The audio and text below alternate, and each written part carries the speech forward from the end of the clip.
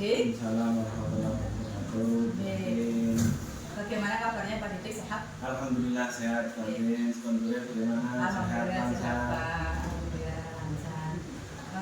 Mohon maaf Pak Didik, saya datang ke sini yang pertama mau silaturahmi. Ya karena kita berdekatan sekolahnya. Saya di SMP 2, dengan di SD 1. Bebedan. Jadi yang pertama saya bersilaturahmi, yang kedua mau sedikit belajar Pak untuk bagaimana cara Bapak ini selama ini guys intinya mengambil keputusan gitu. Sebagai Bapak kan sebagai kepala sekolah di sini, jadi saya mau belajar bagaimana Bapak mengidentifikasi, memutuskan dengan kasus-kasus yang merupakan dilema etika atau bujukan moral Bapak. Bagaimana Bapak Didik bersedia memberikan ilmu kepada saya? Ya, terima kasih Bu Andin. Ya, yang pertama terima kasih atas silaturahminya. Yang kedua ya bersedia untuk kegiatan yang diikuti Bu Andin, yaitu terkait guru penggerak nih. Iya betul Bapak.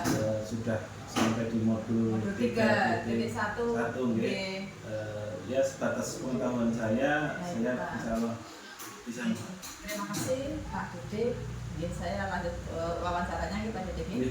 Selama ini bagaimana Bapak menjalankan pengambilan keputusan dalam keputusan di sekolah Bapak? Ini terutama untuk kasus-kasus yang ada dua kepentingan yang sama-sama benar atau sama-sama mengandung nilai kebajikan gitu Pak. Jadi mungkin Bapak Didik merasa semuanya benar, semuanya diperjuangkan gitu Bapak.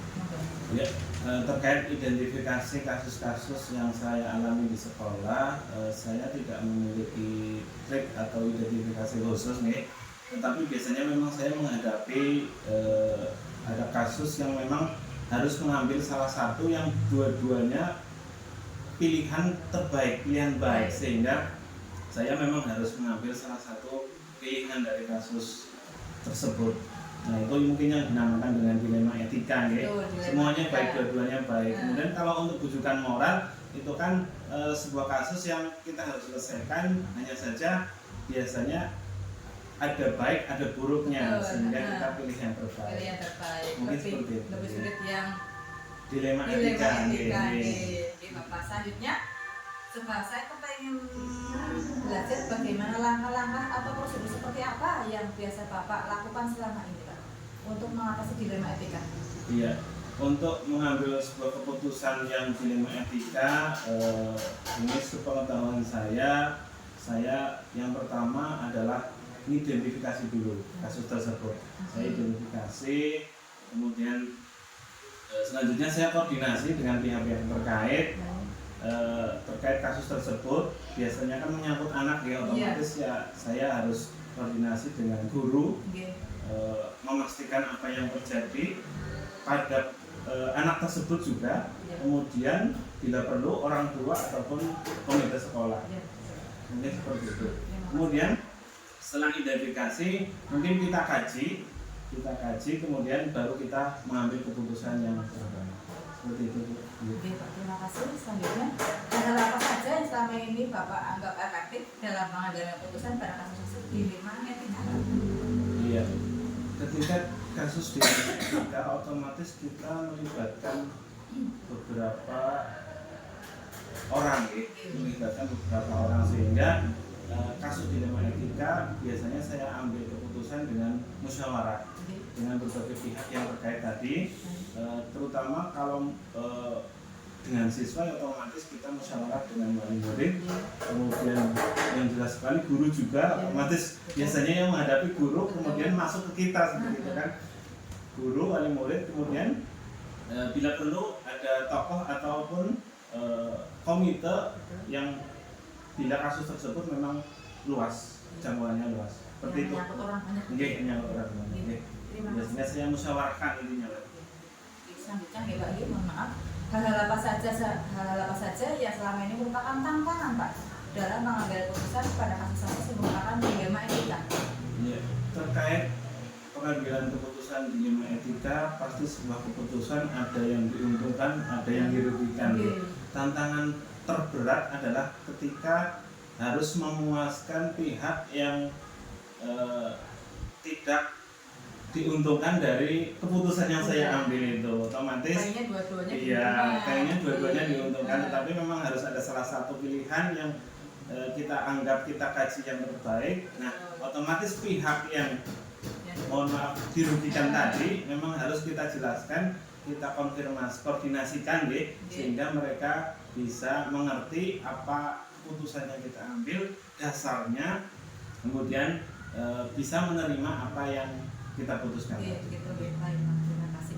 Selanjutnya, Pak Adi, apakah Bapak memiliki sebuah jadwal tertentu dalam sebuah penyelesaian dilema etika ini? Apakah atau apa Bapak langsung menyelesaikan di tempat, atau memilih sebuah jadwal dalam menyelesaikannya, atau bentuk prosedur seperti apa kira-kira yang Bapak jalankan selama ini? Iya, terkait untuk tata cara penyelesaian kasus dilema etika, saya sendiri tidak memiliki jadwal khusus, Ibu. Biasanya penyelesaiannya ya seketika ada muncul kasus tersebut, baru kita laksanakan penanganan insidental, betul Ibu. Yang jelas yang pertama, setelah ada kasus baru kita konfirmasi, kemudian kita koordinasikan, kita kaji ulang, baru kita ambil keputusan yang terbaik. Jadi tidak ada waktu khusus atau jadwal khusus untuk pengambilan keputusan. Terima kasih Pak. Selanjutnya Pak, apakah adakah seseorang atau faktor apa yang selama ini mempermudah atau membantu Bapak dalam pengambilan keputusan yang merupakan kasus dilema ini, Pak?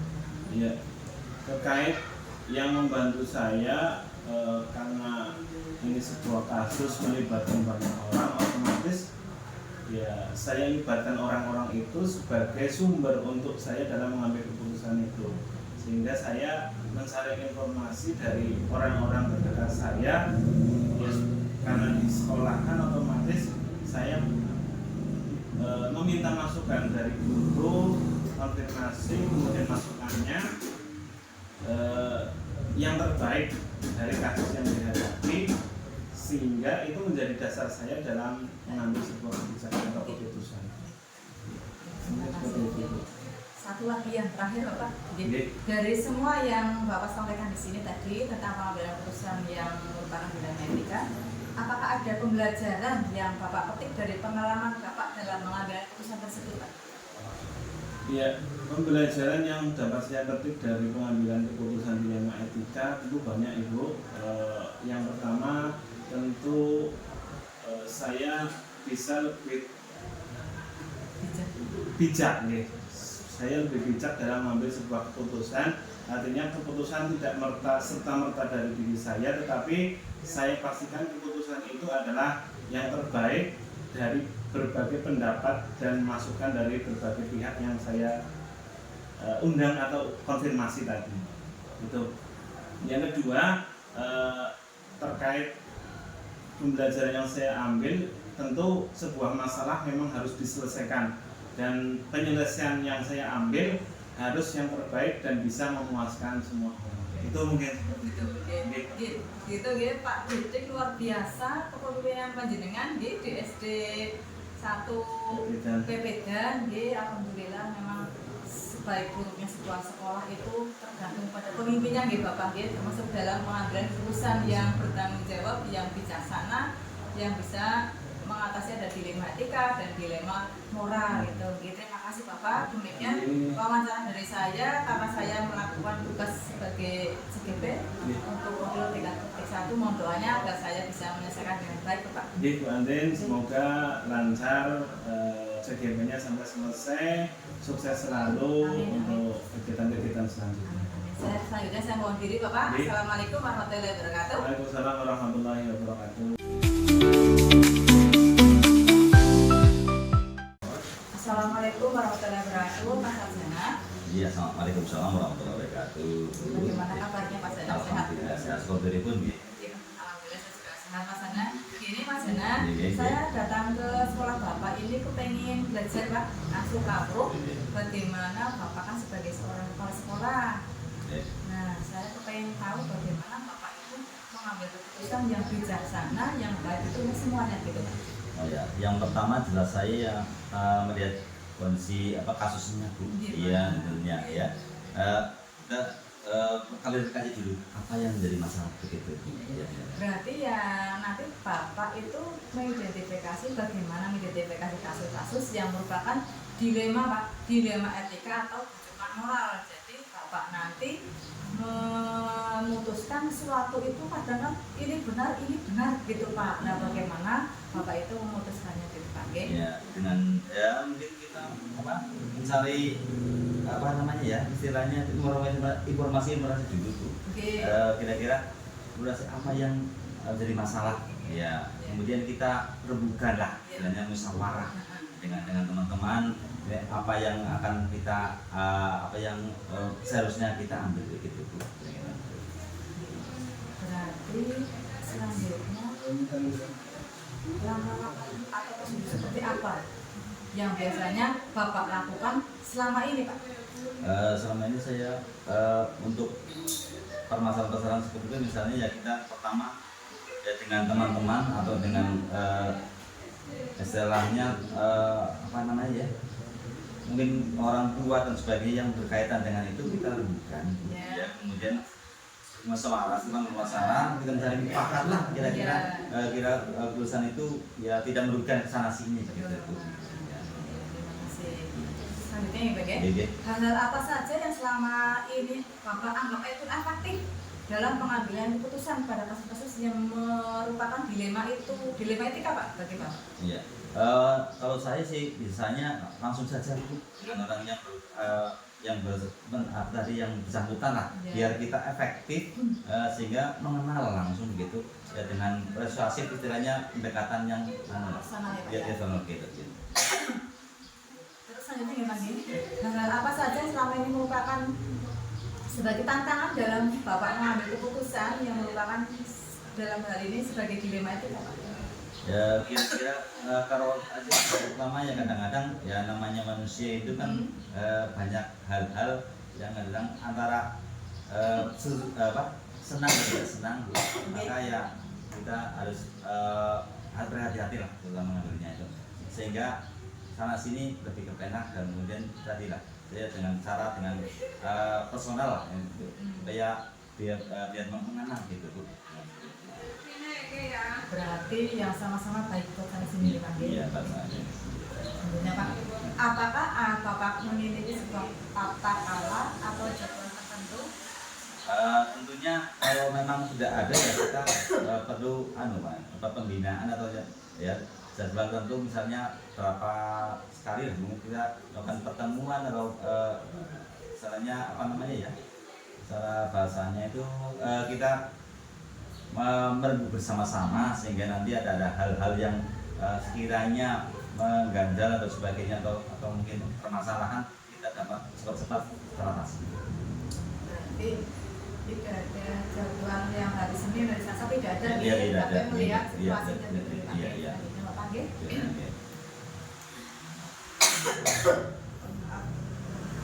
Apakah seseorang atau faktor apa yang selama ini mempermudah Bapak atau membantu Bapak dalam pengambilan keputusan yang menyangkut dilema etika Pak? Ya terutama kalau untuk memudahnya itu ya kalau orang yang bersangkutan yang terjadi itu cepat langsung diatasi atau mungkin dengan tadi pendekatan sehingga apa yang kita inginkan bersama dengan baik dengan ya, kita bisa berembuk lah namanya ya. Untuk mencari mufakat yang baiknya bagaimana ya Pak? Terima kasih Bapak. Selanjutnya